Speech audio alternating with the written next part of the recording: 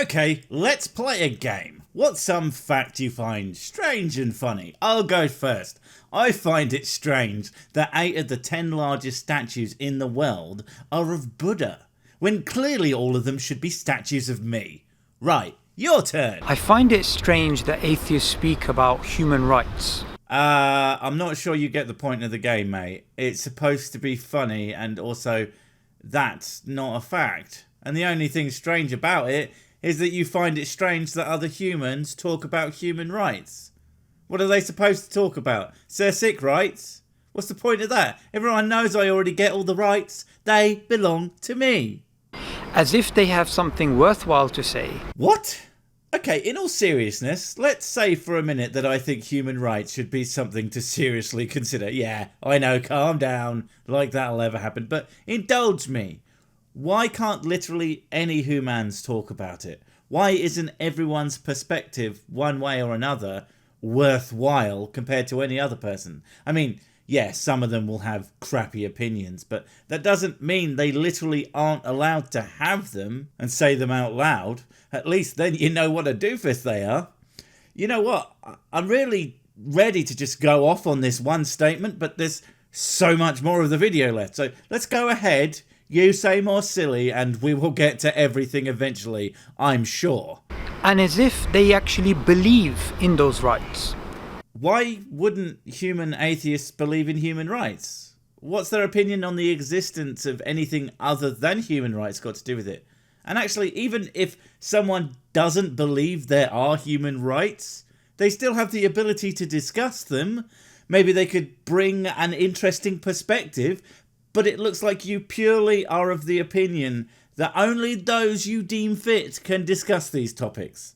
I wholeheartedly disagree, and I put forward that also you are probably a bit of a butthole too. The best you can get from naturalism is that... Whoa, what? Why are you talking about naturalism? That's a specific worldview that not only isn't something that all atheists adhere to, but there are religions that have naturalism at their core. If you knew anything about anything, you might have discovered that many religious views consider the natural world to be God. And when you think about it, the universe under many religious definitions is an extension of, therefore a part of, therefore is God. And thus most worldviews could ultimately be considered naturalistic. Therefore, oh no, I've gone cross-eyed. Morality is an illusion created by our genes to help us survive. No, morality is a tool for making decisions that help benefit a given human, because helping other humans gives them a greater ability to survive because teamwork. An illusion makes it sound like something that isn't really there, and I would argue it absolutely is. But is more of an emotional tool like fear or empathy as opposed to a physical tool like thumbs or the ability to pee standing up. You know, the one that makes men objectively better than women. What do you mean I can't say that? I think my peeing standing up will have something to say about that. Watch as I pee anywhere. Come on. Just give me a minute. You know what? I've got a shy bladder. I'ma just use the toilet. Morality doesn't actually exist in the external world. So, neither does any human emotion. That doesn't make them not real and does not detract from their value or even their usefulness. There are lots of things that don't exist outside of another thing. Are video games, or any computer program really, do they not have value because they are a series of ones and zeros abstractly running on a few zillion transistors and not in the real world? No. Morality is not a thing you can pick up and go, hey, look at this thing. But it is an idea that many people understand and what it means, at least to them. So it's real enough, especially for anyone to discuss at the very least. Say there is a child that is being given some bread, and it's a poor starving child that someone is helping. Hey, that's my bread, stupid impoverished children. Get a job. And there is another case in which another child is being kicked to death.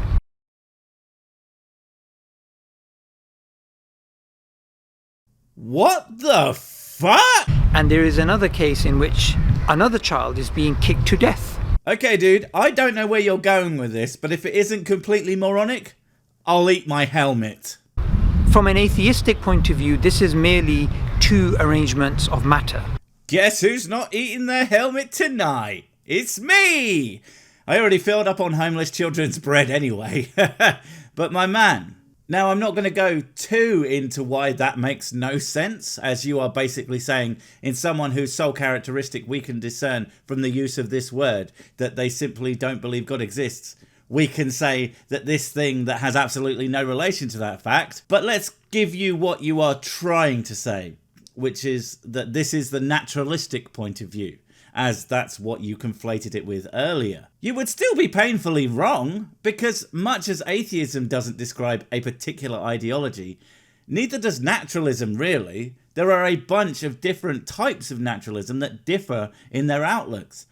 Much like many religions based on the same God differ, including, get this, there's moral naturalism that believes that morals exist as part of nature. At least that's my understanding of it. But then again, I'm not the one telling other people what they believe. But that's because I don't believe really stupid things like you do. Wait. The only difference between them is that one arrangement of matter is different to another. Morality is subjective.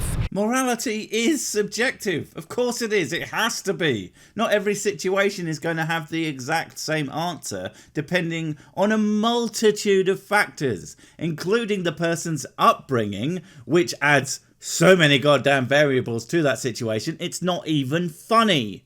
Like my jokes.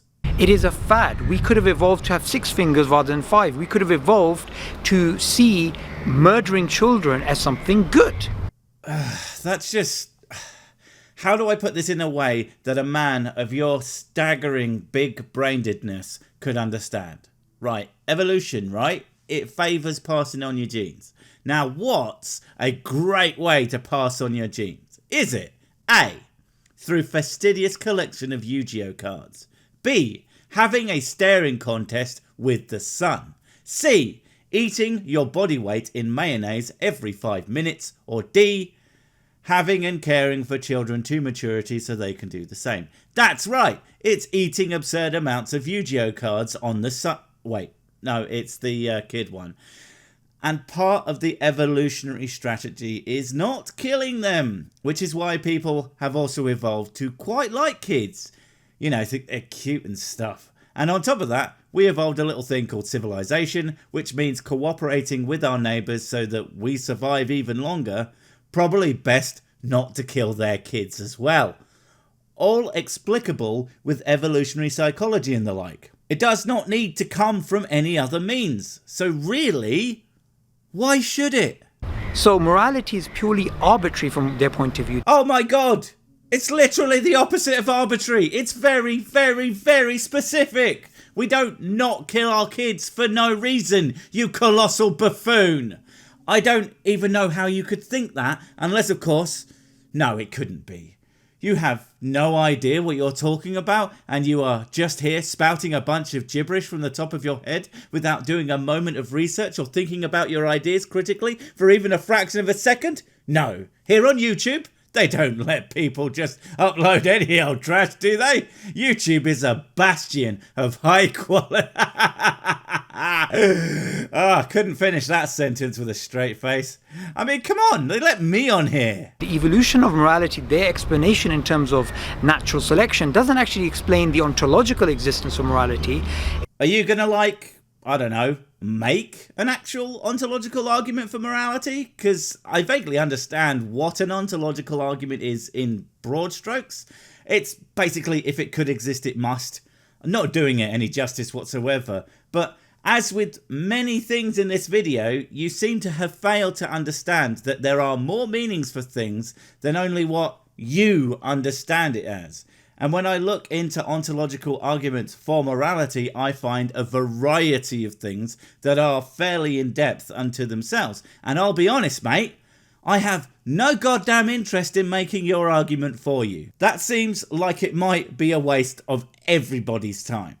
I mean, maybe you could just explain why the evolutionary explanation needs to address it at all. It merely explains away morality. Nope, wrong. It absolutely demonstrates why morality is useful to our evolution. At least parts of it. Because I don't know if you know this, but there are actual questions that have essentially no correct moral answer, even though they sound like they should have. Don't make me pull out the trolley problem. I will! See how your objective morality likes that. Although, to be fair, there is a correct answer. It's just not on the sheet. Gotta think outside of that box. Shift some paradigms.